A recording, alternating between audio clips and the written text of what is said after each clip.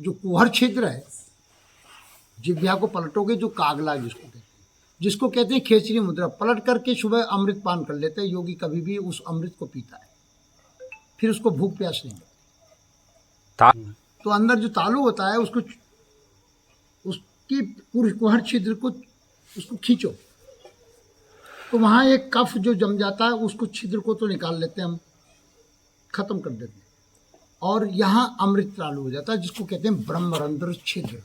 ये अग्नि तत्व को, वो अमी रस को जो रस बना उसके खत्म कर देता है और अग्नि तत्व बढ़ जाता है।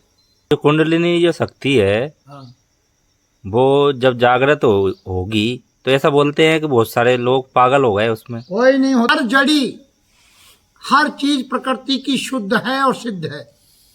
तुम्हारा पूरा शरीर शुद्ध है और सिद्ध है, बाकी विकार तुमने खान पान में लगा रखे, स्वतः सिद्ध होती है। और फिर एक जब ऊर्जा बढ़ेगी तो उसको पचा के रखना, जिसको नागिन कहते हैं। जब जागृति होती है तो हमारे स्वामी जी ने कह दिया बस मौन हो जाएगी, जो है ना ये। इसमें एक चीज देखिए, आपने देखा होगा, आप जलेरी चढ़ाते और एक तांबे का गगरा रखते हैं, उसमें नीचे हमारे पंडिताचार्य विद्वान लोग, भगवत भक्त, एक बूंद बूंद करके उस आत्म ज्योतिर्लिंग पर टपकता है। ऐसे ही तुम्हारा जो ये जो कुहर छिद्र है, जिह्वा को पलटोगे, जो कागला जिसको कहते हैं खेचरी मुद्रा, पलट करके सुबह अमृत पान कर लेते हैं योगी। कभी भी उस अमृत को पीता है, फिर उसको भूख प्यास नहीं लगती। तालुओं को पलट के, जीभ को पलट के, तलवे को बताना। ये अंदर जो है,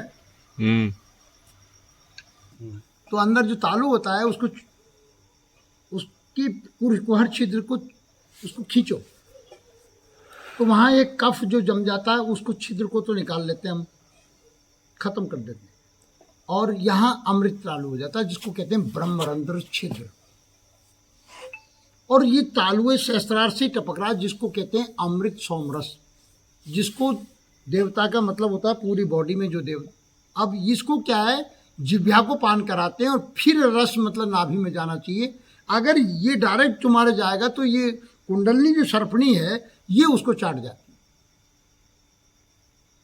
है। यही योगी क्रिया जानता था रावण, और यही क्रिया मतलब जो है, तो विश्वामित्र ने गुरु गृह गए पढ़न रघुराई, अल्पकाल विद्या सवाई। तो भगवान लक्ष्मण और राम से भी कहा कि आज मैं तुम्हें वो विद्या दे रहा हूँ कि जो इन वेदों से परे है, जो आध्यात्म योग के द्वारा आप इसको कुहर छिद्र में यानी जिह्वा को पलटो और अमृत पाना। एक तो ये तो हुई क्रिया।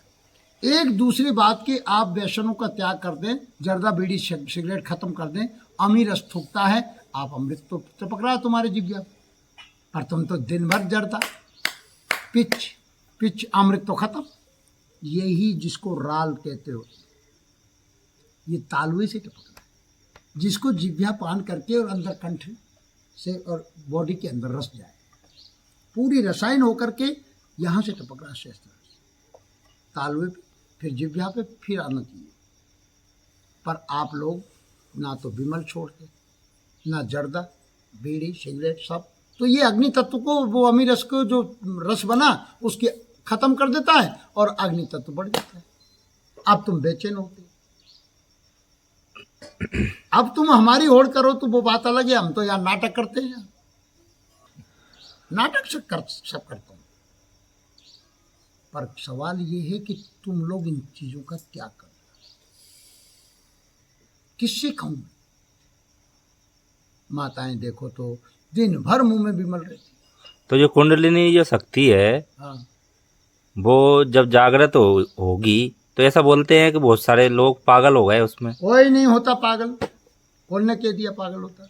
नाड़ी की कुंडली, मैं ये कह रहा हूँ तुम रोजाना प्राणायाम और कपाल भाती करके देख लेना, नाड़ी शुद्ध नहीं होगी, नहीं तो कफ और जम जाएगा और बीमार हो जाएगा। वात पित्त और कफ 3 चीज बनती है खाना खाने के बाद, कैसा भी आदमी हो चाहे औरत हो।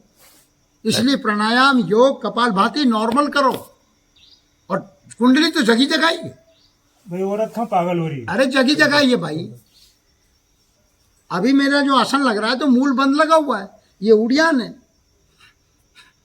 अभी तो भोजन कर रखा है, सुबह करो ना कपाल भाती, जगी जगाई। कुंडली कहीं सोई थोड़ी, ये सब बेकार सी बात। नॉर्मल तुम्हें तो डरा रखा है, ये करो वो करो फलाना करो। हमें अगर मान लो जो तो सही बात नहीं बताएं तो हम, एक ने कहा कि यार ये जड़ी जो है ना वहाँ सिद्ध करनी पड़ेगी अनुमान। मेरे गुरु जी ये कहते थे कि ये हर वनस्पति परमात्मा ने स्वतः सिद्ध है, पर हमें नक्षत्र में लाइए, फलानो करिए, ढमको करिए, और जो बाप नहीं कर पाते। हर जड़ी, हर चीज प्रकृति की शुद्ध है और सिद्ध है। तुम्हारा पूरा शरीर शुद्ध है और सिद्ध है, बाकी विकार तुमने खान पान में लगा रखे, स्वतः सिद्ध होती। तुम पूर्ण, अरे वेद कहता है पूर्ण मद पूर्णमिदम पूर्णांत पूर्ण मुदच्यते पूर्णस्य पूर्णमादाय पूर्णमेवावशिष्यते। ये मूर्खों ने तुमको भ्रम में डाल रखा है, तुम सिद्ध हो। तुम्हारे अंदर क्या नहीं है, परमात्मा ने जो बनाया है और वो स्वयं बैठा है जिसमें, रोम रोम में एक एक चीज शुद्ध है, एक एक कण कण तुम्हारा शुद्ध है। पर सवाल ये है कि सुमरन से मन बुद्धि चित्त शांत रहेगा, तब जाके एनर्जी तुम्हारी पावर में आएगी। तुम्हारी ऊर्जा खत्म हो रही है। तुम आंखों से देखते हो, कानों से सुनते हो, और जिह्वा से दिन भर टर टर मेंढक की तरह बोलते हो, मौन रहते नहीं। यहाँ तो 6-6 महीने तक मौन रहे। मौन भगवान कृष्ण कहते स्वतः सिद्ध वाणी का संयम। सबसे ज्यादा जितना पैर से नहीं फिसल रहा योगी या भगवत भक्त, उतना बोलने से फिसल रहा है। ये 2 धार वाली छुरी है तुम्हारी जिव्या। अरे अगर 10 शब्द की जगह 5 शब्द इस्तेमाल करो, ये बात नोट कर, समझ में आएगी नहीं। कम बोलो है? और फिर एक जब ऊर्जा बढ़ेगी तो उसको पचा के रखना, जिसको नागिन कहते हैं। जब जागृति होती है तो हमारे स्वामी जी ने कह दिया बस मौन हो जाएगी। स्वामी जी ने कह दिया 1 महीने तक कंटिन्यू मौन हो जा, नहीं तो तेरी कुंडलनी जग चुकी है। तो धारावाहिक बोलता है मंच में, जो मंच पे, हाँ राजनीति में भाषण देने में। हमने कहा गुरु जी ने कहा इधर आओ बेटा, अब तू ध्यान सुमरन और जप करता है ना, तेरी अब मौन हो जा और मौन साधना करना। राज साहब को कुंडलनी जगी और बेचैन हो गए, तो वो रात दिन झप भजन तप संध्या। उनसे कहा मुरारी महाराज मैं बहुत बेचैन रहता हूँ, चित्त को शांति नहीं। मैंने कि तुम रात दिन माला जपते हो, अब जपना बंद करो, ऊर्जा तो बढ़ गई है। तब फिर विपश्यना में पहुंचाया। विपश्यना में यही होता है कि कोई तुमको माला नहीं करनी, मंत्र नहीं बोलना, जप नहीं करना, शांत मौन रहना 10 दिन। और अपने बर्तन चाहे राजा हो चाहे महाराजा खुद को मांजने पड़ेंगे, और महिलाओं से रानी साहब अलग कमरे में, महिलाएं अलग में, 10 दिन का मौन। तो तुम कम से कम एक नवरात्रा में तुम मौन साधो ना मेरे साथ। कुछ नहीं करना, केवल भोजन मिलेगा, लिख के दे देते थे, एक तख्ती रखते हैं आपको जो चाहिए, और 3 टाइम ध्यान। ध्यान का मतलब और कुछ नहीं है कि कोई कल्पना करनी है, केवल श्वास का ध्यान।